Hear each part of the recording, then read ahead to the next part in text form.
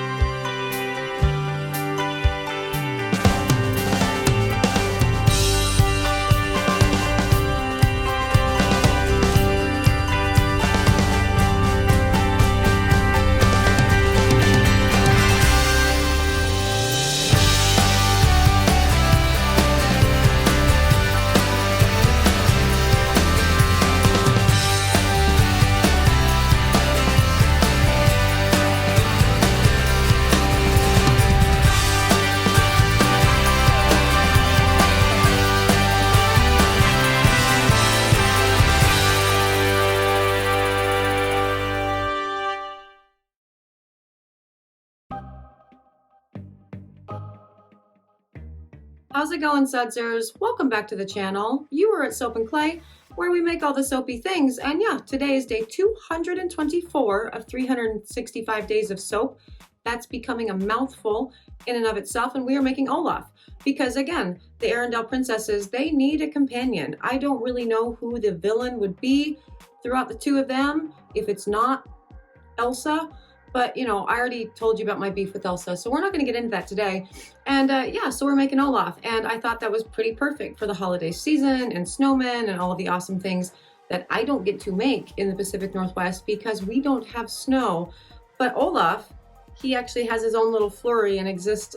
He's delightful. And yeah, so Georgia May is doing this one because I had made the Elsa and the Anna bars previously in the year, and she hadn't gotten to make a frozen themed soap yet. So she's going to be doing that. And she is actually working with, you know, a peppermint cocoa blend for this, and super delightful, all of the things. And I'm super looking forward to seeing what she comes up with as far as design for one of the cutest sidekicks ever. So let's go check it out.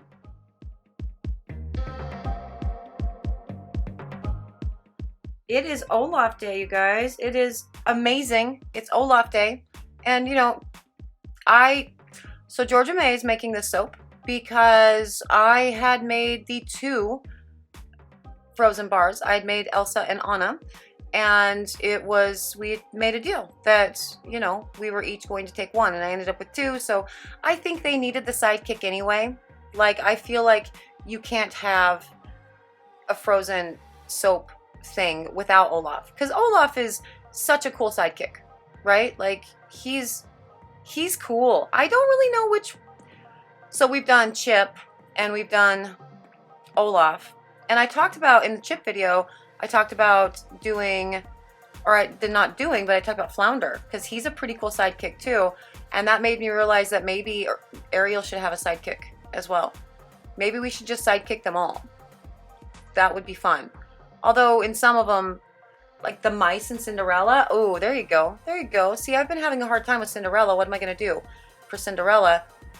And I think I figured out something to do for her dress that's kind of cool. Kind of what I was going to do for Sleeping Beauty, actually, just a different variation. And now we can do mice instead of Lady Tremaine. That would be cool because, I don't know. Sidekicks are fun, and Olaf is super fun, but you know, true to form with Georgia May videos, it's very long, and so we started you out during the actual mixing of the, you know, colors and everything instead of the actual lye solution going into the stuff, because Georgia May is meticulous and she spends so much time on her soaps, and I love her for that because they're always extraordinary as a result. The kaolin has been dispersed in water for this one, and the scent blend is a peppermint cocoa, because why wouldn't it be? It's peppermint, like cold and wintertime and all the things, and you know, the summertime song that Olaf does in the first Frozen, and he's like bobbing along like the marshmallows and hot cocoa. Yeah, so it's peppermint cocoa, and that's awesome. So this bar is going to be a super fun pour. I cannot wait to see what Georgia does with this, because she could do any number of things, right? She could put eyes in there. She could put any number of things could be done with this this awesome Olaf bar. So we are along for the ride together, and we're going to see what she is doing with the black and the orange and all of the things. And I'm super excited. Are you excited? Let's go check out this pour.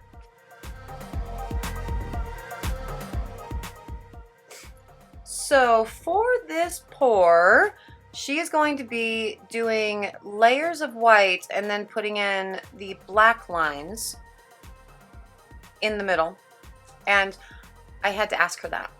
Like, I couldn't wait. So I just sent her a text. I'm like, what did you do with this? And she said that she did that. That's what she's going to do. And that's cool. So I guess she's going to go like the buttons on the, you know, like up the, for a snowman, which is awesome. I love that. That's super cool. And now this can be a little bit complicated though when you're doing something like this, especially if you're wanting to get just like essentially circles, like buttons going up a snowman. And this is not something that Georgia May's ever done before, and this isn't even something that I've taught her how to do. Because when you start putting the soap batter in, you run the risk of that one little area of black that's kind of circular in nature, would be right now if you were to cut it right now. You run the risk of that becoming flattened out and spreading out if you're not pouring the soap batter in. Realistically, the best way to do something like this would be to pour the soap batter in at the same time on both sides. Like, that would be the thing that would make the most sense to me. So essentially splitting the white into two different containers and pouring it down the length of the mold at the exact same time, back and forth, to sort of make sure that that black stays nice and buttoned up. And because no matter what you do on either side, when you start to put this stuff in, unless Georgia's going to do her little trick with the, and she's not going to do that, she's just going to layer, and you can see that the black is starting to spread out. And so that would be, yeah, so this would be the reason why you would want to do essentially split your white portion, your main batter, into two different containers, and do a two hands pour and pour down the length of the mold, doing a wall pour at the same time down the length. Another thing that I thought she could do for this actually would be her little trick where she puts the soap batter on the wall. She scoops it onto the wall and then she pushes it down or bangs it down. And the banging down, when she drops the mold, that could actually bump all the black up and to keep it in a ball as well, in a circular whatever. But as you can see, that black line is moving. So that is the risk that you run when you are going to pour it this way, which I think ultimately is still going to look like a really cool bar of soap. But again, if you're wanting to do, it would be very similar to a teardrop pour, which we haven't actually done on the channel. We should do a teardrop, like a proper teardrop, not like mini teardrops, because I know we did mini teardrops for the first Taylor Swift bar, and that's awesome. But a proper teardrop essentially is taking a whole bunch of different colors and layering them just right there, like you do, like she did with the squeeze bottle, down the middle of the mold, alternating colors with each pass, and it'll start to spread out towards the sides of the mold. And then you take your main base color in two separate containers and zip it up and down the sides of the mold, doing a wall pour, and it pushes the colored batter back in, and it ends up looking like a teardrop. With this though, she's dealing with a couple of problems. The black, I don't think got any scent in it, and so it's still kind of reasonably fluid in there, but her white is setting up pretty good, as peppermint is wont to do. So I that wouldn't have worked for this anyway because her soap batter is getting so thick to keep the lines just right there as in like a little circular thing. So, you know, that's a thing. But I love that she's actually learning this. This is, again, this isn't something that I've taught her, that we have ever, you know, she hasn't expressed any interest in doing a pour like this, and she hasn't been around when I've done. So she's learning as she goes. And see, I love that. She's figuring it out as she goes. And this is one of the beautiful parts about soap making, especially if you have the mind to handle the potential gremlins that show up and be able to work around them. And she's the kind of person who just likes to learn, and she experiments with things until she figures them out.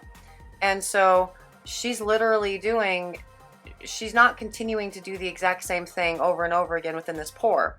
She's experimenting and playing at this point to see, well, is this a better way to get the soap batter in so the line doesn't shift? And I love that. I love watching her sleuthing skills and her problem solving skills in action, because that's amazing. And that's one of the whole big points of soap making anyway, is figuring out, you know, why did it do it this way? Why is it that I poured this soap, same recipe, same everything, 15 times, and on time number 16 everything went sideways? Sleuth it out. What did you change? What were the variables? And Georgia May's actually great at that, and that's amazing. And so what are we doing here? We're gonna sculpt something. What are we sculpting into the thing? Gonna take a little of the white out, and that must be where the orange is gonna go. Don't you think? I think maybe that's where she's gonna put the nose. I like it. I can get behind that. Yep, that's where she's putting the nose. And her orange got thick too. Yeah, hold on, I want to see the oil blend that she used for this. She did. Okay, so she actually also used the lots of lather for this one too, which again makes sense if you're layering soap. So if you're thinking, okay, I'm just doing layers, or I'm doing a solid color, so yeah, it can get thick fast.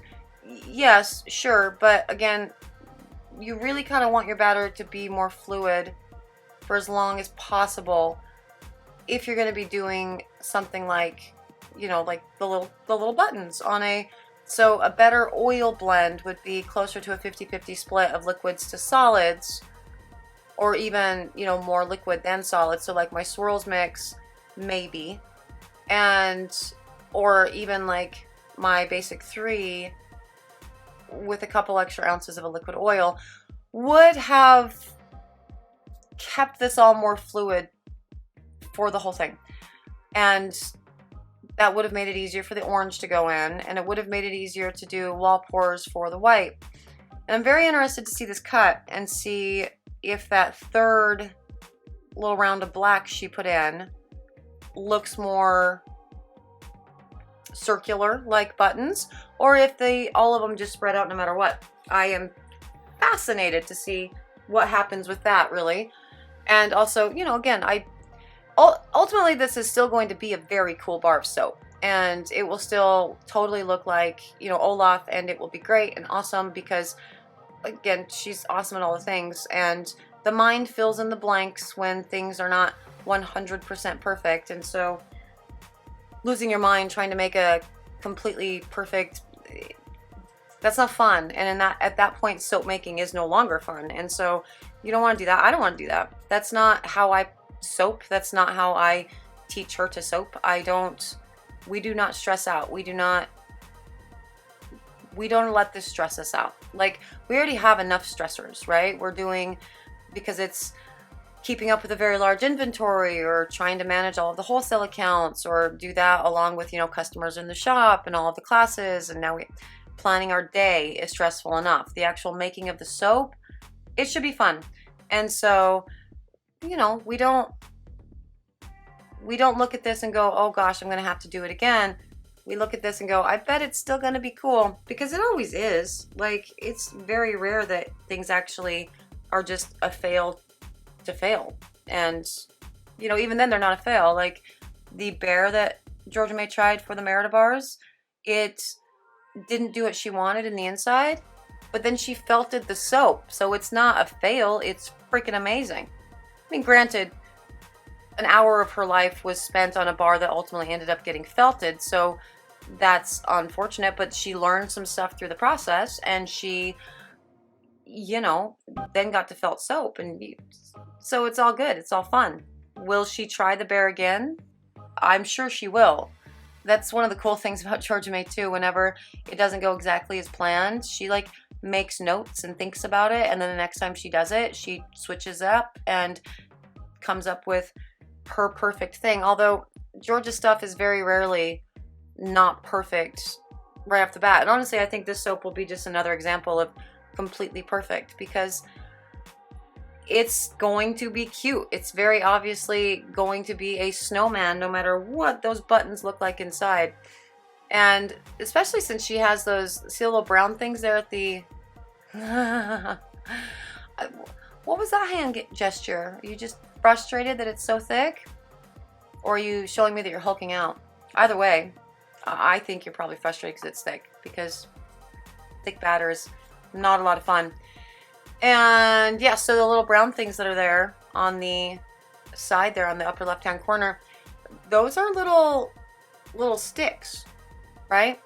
To look like Olaf's arms, which I think is adorable. Like, that's awesome. And so for that reason, it's still going to, absolutely, this is totally an Olaf bar, even if she didn't get the buttons right where they should be. And she did spray the top of this with a really beautiful shimmery mica, which I love. It's a nice little touch for sure, because the whole bar is all white. So putting some nice little shimmer to the top will really add a little bit of something. It also added a little bit of something to her gloves there. That's cool. She's all shiny now. And these little branches were actually made in a silicone mold. I don't know if she used soap dough or a melt and pour, a glycerin base for this, because it could have gone either way based on how they look. And the little silicone molds that we have for this, they're actually really cool to form soap dough, and then you just pop it. It's fun. So, but they are very cute. It's a nice touch. I appreciate that touch a whole lot. And that is super, it's super thick, huh? We're figuring out that. She was almost shaking that in frustration. I haven't actually talked to her about this bar, so I wonder what her experience was with it. I mean, it's not the most frustrating thing I've seen her do, or me do, or anything, but also, as I've said multiple times, whenever I see thick soap batter, I'm immediately frustrated. It's crazy. But this is super cute so far. So let's put this aside. I don't know if it's getting C-popped or not. We're going to find out, you know, tomorrow. And we will cut it and see what the inside, you know, black dots and all the things look like. So let's go check that out. And on to the cut. And I love that shimmery top. It is so beautiful. And the branches are all perfect and awesome. And I don't know, looking at them, I think they're not glycerin. I think she did soap dough with those, so she may have C-popped this as well. And the outside of the bar looks beautiful. No real causes for concern there. And let's see what we are working with for the, okay. So those are the two end pieces, and let's see what the whole thing looks like there. Now, I really like the carrot. That's super cute. I love that a lot. And the lines, yeah, they kind of all flattened out. So that, if she was not going for that, which I don't know, then the way that you would have not done that and gotten that would have been, again, to split your batter and pour it in at the same time on either side of the black line, so the black line stays where you want it. Or you also could use thick soap batter and do sculpting like that, like she pulled the little triangle through to get the nose. The nose is perfect. It's totally a carrot. So that would have been an option as well. You could pull something through to get the little black line. That would have worked as well. But here's the thing. So you remember when in Frozen 1, when Anna's about to, you know, die or whatever, and Olaf comes in and he's by the fire with her or whatever, and Anna's like, Olaf, you have to go, you'll melt. And he says, some things are worth melting for. This is Melted Olaf. That's what I'm going with. So that's perfect. See, no matter what, it still totally works. This is Melted Olaf, and that is absolutely adorable and super cute and awesome. It's summertime Olaf. That's the thing. And see, it totally worked, and it's totally beautiful, and good job, Georgia May. Like, it's super cute. And that is day 224, the Olaf soap for a sidekick for Frozen. Melted Olaf totally works. That totally works, because, you know, some people are worth melting for, and your little heart melted when you heard him deliver that line. So yes, that actually worked out, even though it wasn't what she wanted it to do, you know, originally. So it's super cute, and I think the perfect little, you know, sidekick bar for Elsa and Anna. If you are interested in the Olaf soap, you can totally find it on the website. It is at soapandclay.com. If you are interested in seeing what other Disney things we do, because we're doing quite a bit of them, cool. Also chemistry things, planet thing. We do a lot of things because it's 365 days of soap. So, you know, daily things. You should subscribe to the channel. That would be cool. I would love to have you as part of the Sudzer family. For those of you who are part of the Sudzer family, thank you. You are awesome. And tell Georgia May what a good job she did on Melted Olaf, because she really did a good job. It totally ended up working, even though she didn't intend for it to go quite this way. Yeah, so again, you know, thank you for joining me for another round of 365 days of soap. As always, I appreciate you. And I just did a weird woohoo thing with my eye, because there's been something in it for this whole video, and I'm gonna fix that. So I'm done today, gonna go fix my eye. I will talk to you guys all tomorrow. Bye.